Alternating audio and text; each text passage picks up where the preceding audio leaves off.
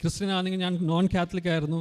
പക്ഷേ ഇതൊക്കെ എനിക്ക് അക്സെപ്റ്റ് ചെയ്യാൻ വളരെ ബുദ്ധിമുട്ടുള്ള കാര്യമായിരുന്നു. കാരണം ഞാനും ഇതിനോടൊക്കെ വലിയൊരു ബേസിക്കലി അപ്പാരിഷൻസ് ഒക്കെ ഞാൻ അക്സെപ്റ്റ് ചെയ്യും, പക്ഷേ അപ്രൂവ്ഡ് അപ്പാരിഷൻസ് ആയിരിക്കണം, അങ്ങനെയൊക്കെ ഒരു വലിയൊരു മൈൻഡ് ബ്ലോക്ക് ഉണ്ടായിരുന്നു.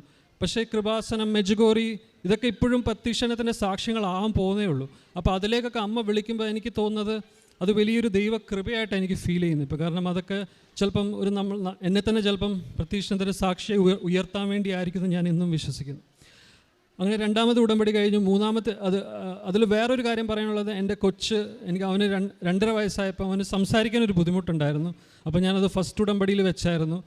അപ്പോൾ കുറേ പേര് ഞങ്ങളുടെ അടുത്ത് പറഞ്ഞു സ്പീച്ച് തെറാപ്പി ചെയ്യണം, വേറെ എക്സസൈസൊക്കെ കൊടുക്കണം.